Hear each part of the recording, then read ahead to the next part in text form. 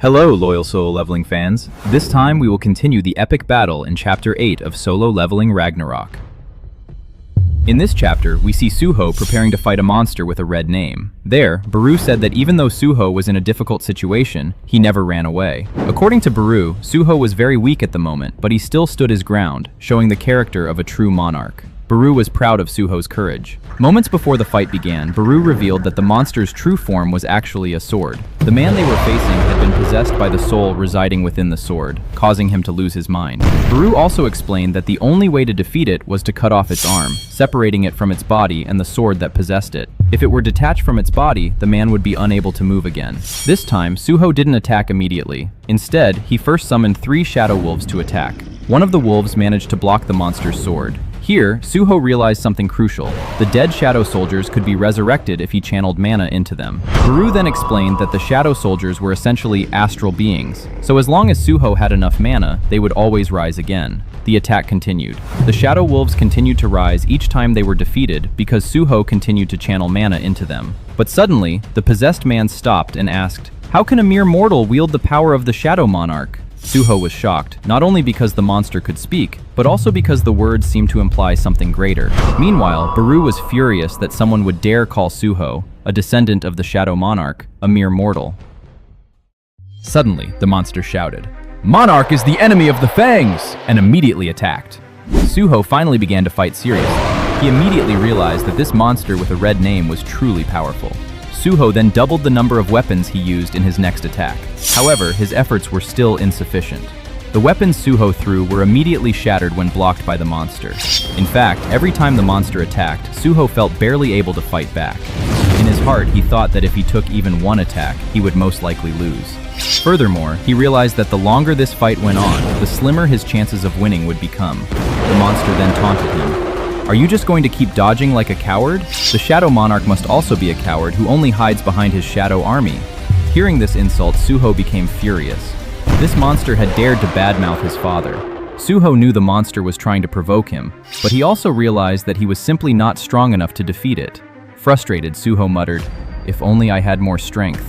Just then, he suddenly remembered something. When he first awakened, he asked Baru why the powers he possessed in the tower hadn't fully returned. Baru explained that Suho's powers had actually been sealed since childhood. After awakening, he only regained his sealed natural talent. However, the extraordinary power he possessed in the tower hadn't fully returned. Baru also added that the tower wasn't just a dream or a mere reality. It was a test to determine Suho's ability to control his true talents. After returning from the tower, his physical strength had indeed weakened. However, the experience and fighting spirit he gained there remained with him. Even now, Suho still vividly remembers fighting in the tower, mostly using his fists and a pair of gauntlets.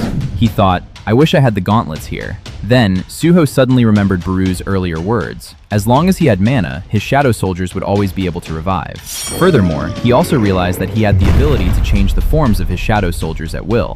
With this idea in mind, Suho awakened 2 shadow wolves and transformed them. Just as the monster's attack was about to hit him, he managed to block it. It turned out that Suho had transformed the 2 shadow wolves into a pair of gauntlets. With this new weapon, Suho was finally able to withstand the monster's attacks better. Instantly, a notification appeared that his shadow extraction skill had leveled up. While blocking his opponent's attack, Suho smiled and said, "With this, the fight will go much better." On the other hand, Baru looked shocked. He truly hadn't expected Suho to be capable of such a feat. He had believed the Shadow Monarch himself to be someone who had transcended limits and was able to perfectly control shadows. However, Suho, who had only just begun his journey as the Shadow Monarch's successor, had already shown remarkable progress. "Suho's talent and abilities are truly miraculous," Baru said. Now, the fight had become much more balanced. Suho wasn't just using his fists, but also combining them with cunning strategy. He managed to trick his opponent with the weapon, and in one moment, struck the monster from behind. Suho then launched a flurry of attacks, knocking the monster back. However, the monster still managed to get back up. However, this time, things were different. Suho now had complete control of the fight. Using Ruler's authority, he attacked the monster again. Finally, with one powerful slash, he managed to sever the monster's arm and separate it from the sword possessing it.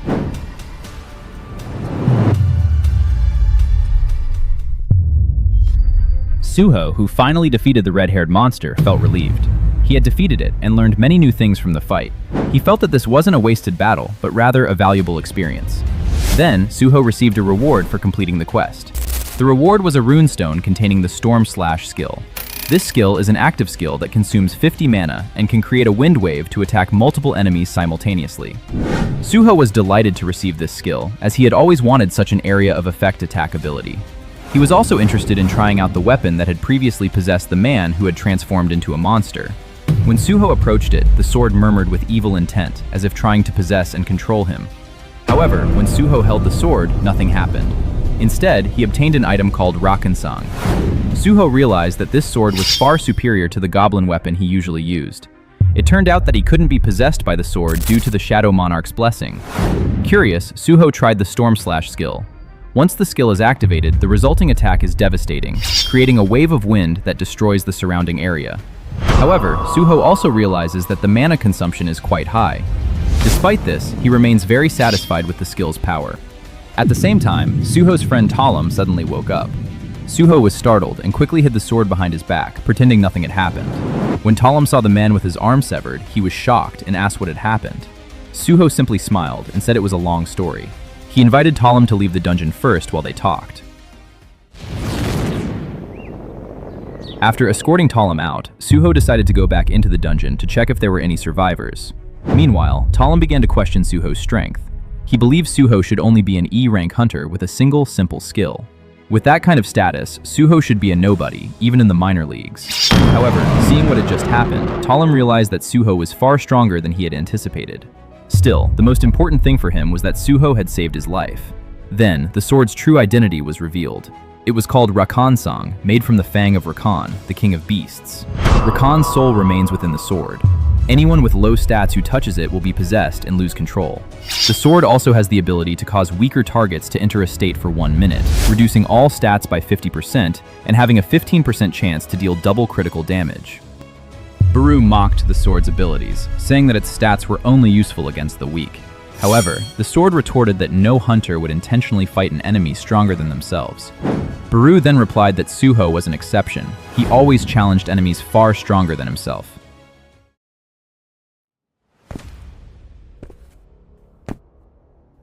Suho eventually arrived at a mysterious altar within the dungeon. There, he found the bodies of the slain raid team. Upon closer inspection, he discovered they were all indeed lifeless. The sword explained that it only killed those who disturbed the place, which it called its sanctuary. Suho then stuck the sword into the altar and told it to pause for a moment before approaching one of the corpses. At that moment, a notification appeared. Shadow extraction can be used. Suho was surprised to find that this skill could be used on humans. Baru then explained that shadow extraction could be applied to all creatures. However, Suho decided not to use the skill on the hunter's corpses. He felt that resurrecting them as shadow soldiers and forcing them to fight after death would be a cruel punishment. Baru and the sword could only remain silent upon hearing Suho's decision. After collecting all the bodies, Suho began to wonder about the monarchs. If this altar was the seat of a monarch, and his father was also a monarch, he wanted to know who the monarchs really were and what their relationship was to Itarim, his father's current enemy. Baru explained that Itarim was the Shadow Monarch's current enemy, while the monarchs were his enemies in the past. He also mentioned that Suho's father was known as the Shadow Monarch, the strongest monarch ever.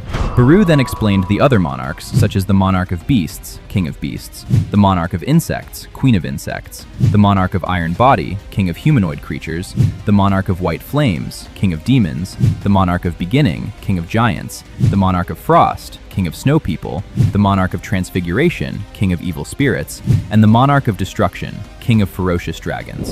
Suho was a little surprised to learn that his father had fought all of them.